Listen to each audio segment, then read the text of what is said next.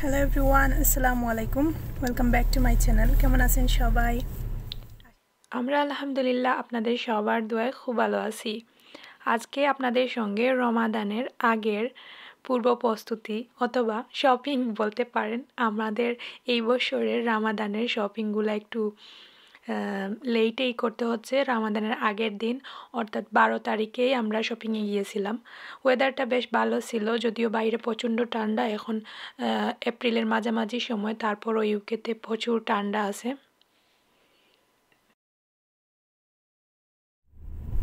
জিবরান,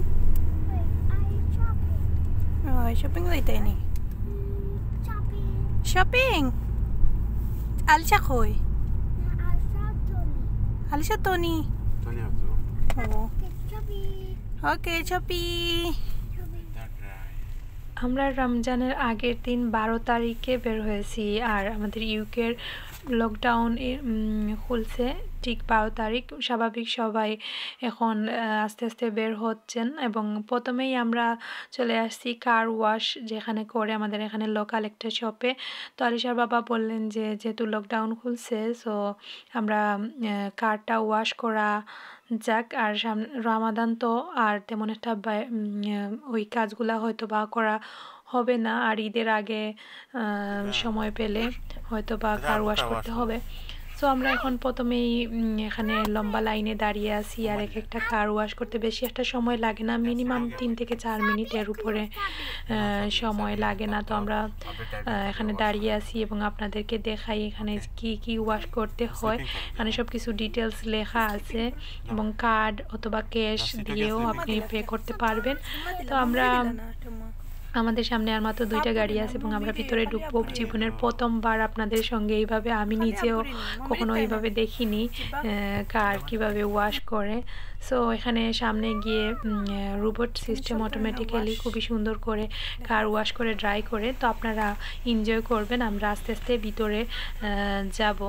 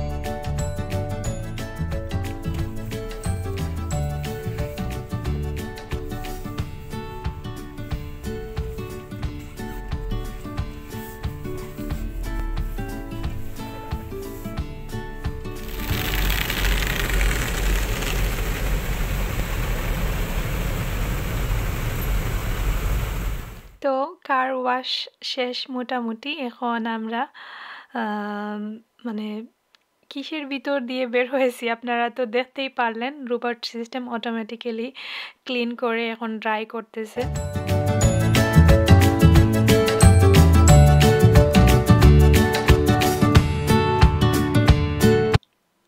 আমরা এখন বেরিয়ে পড়বো, আর কোনো কিছু নাই। অটোমেটিক্যালি আলিশার বাবা কিন্তু কোনো নিজের ড্রাইভ নাই, এখানে ড্রাই হওয়ার পর অটোমেটিক্যালি সামনে নিয়ে যাবে, তারপর ড্রাইভ করে।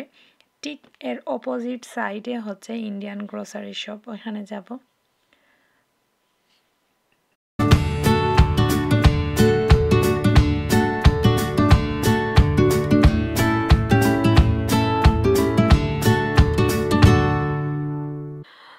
মাত্র 5 মিনিটের ভিতরে খুব সুন্দর করে ক্লিন করে দিল আর ক্লিন হওয়ার পরই আমরা বের হয়ে গেছি। আর ঠিক সামনে এখন আমরা ঢুকবো ইন্ডিয়ান গ্রোসারি শপ, যেখান থেকে রামাদানের মাসিক বা সব সময়ই আপনাদের সঙ্গে শেয়ার করি। এই সব থেকেই আমরা সব কিছুই মোটামুটি যা বাংলাদেশীয় সবজি বা এশিয়ান সব কিছুই আর কি এখান থেকে কিনি, যেহেতু রামাদান তাই এখানে আসা লাগবে। তো এখন আমি আপনাদেরকে দেখাচ্ছি গাড়িটা কেমন হলো ওয়াশ করার পর। তো রামাদানের আগেই কাজটা সেরে ফেলা হয়ে গেছে, আর মেবি ঈদের আগে কার ক্লিন করা হবে। তো এই তো এখন আমরা চলে আসলাম ঠিক পেঁয়াজের সেকশনে। প্রথমেই পেঁয়াজ কিনা হবে, বড় বড় যেগুলা বেশি বেশি লাগে।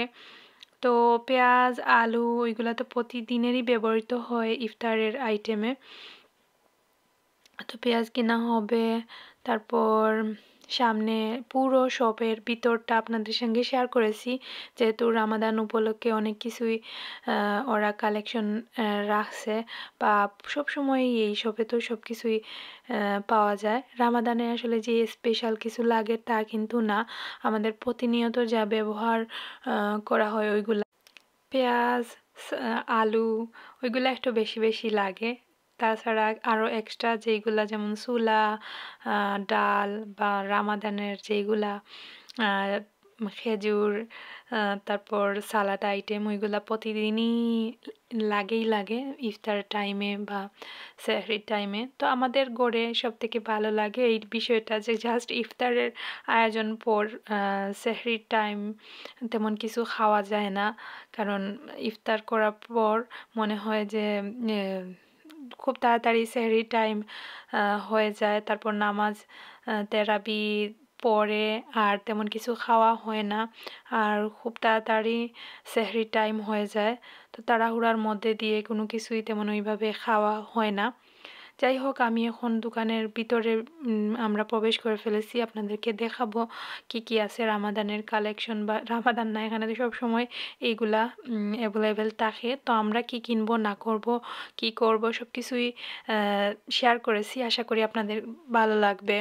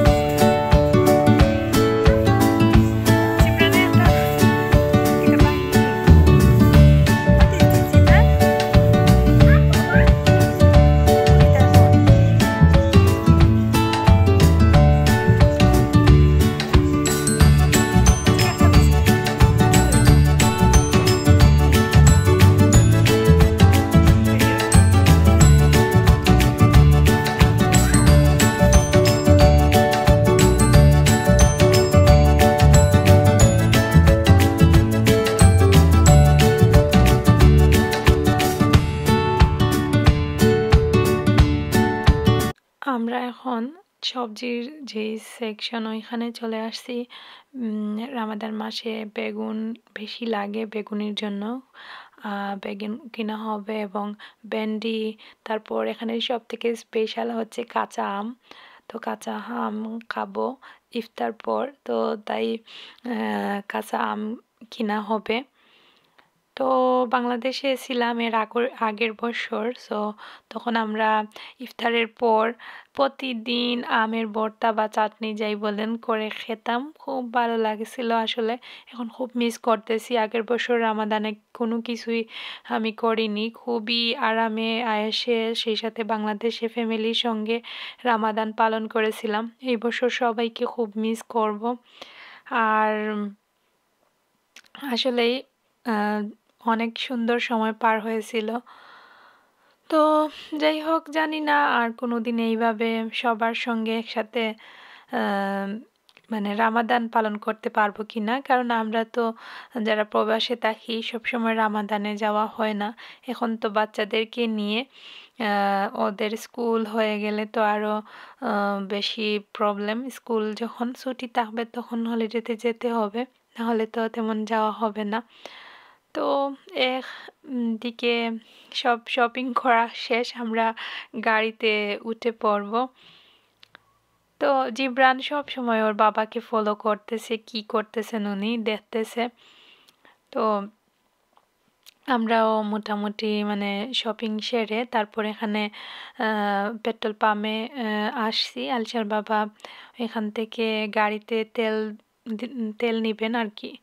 তো যেহেতু লকডাউন আজকেই খুলছে তাই অনেক ঝামেলা ছিল, মোটামুটি অনেক সবই ওপেন হবে, কারণ দীর্ঘ অনেক দিন পর সবাই বের হবে। তারপরও যেহেতু অনেক তুফান গিয়েছিল ইউকের উপর দিয়ে ঝড়, তো সবাই একটু সচেতন। লকডাউন খুললেও কিন্তু সচেতনতা অবশ্যই বজায় রাখতে হবে। তো আলিশার বাবা গাড়িতে তেল ভরছেন।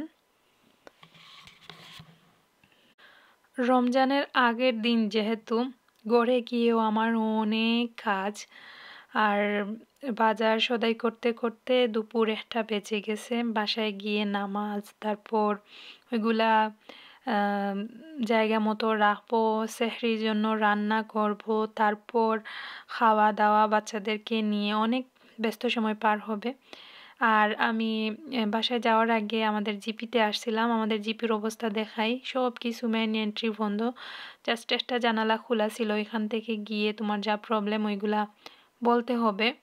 তো বাসায় চলে আসছি, এসে বাজারগুলা আমি গুছিয়ে রাখবো, কিছু সবজি, তারপর ফ্রেশ রসুন, ফ্রুটস, লেবু, খেজুর, ওইগুলাই আর কি। আপনাদের সাথে তো শেয়ার করেছি কি কি কিনা হয়েছিল, মোটামুটি অনেক কিছুই শেয়ার করেছি, আবার অনেক কিছু মানে খুব তাড়াহুড়া করে কিনতে হয়েছে। আম, বেগুন, তারপর টমেটো, ময়দা, বেসন, লবণ, সব কিছুই আর কি, যা যা রামাদানের লাগে ওইগুলা। তো আর গড়ে যা ফুরিয়ে গেছিল প্রতিদিন বেশি বেশি ব্যবহৃত হয়ে যায় ওইগুলাই আর কি, ফ্রেশ আদা আর ডাল, তারপর ছোলা, খেজুর, এখানে 2 ধরনের খেজুর আছে, তারপর ফ্রুটস আর ব্রেড। আলিশা জিবরান তো অবশ্যই খাবে।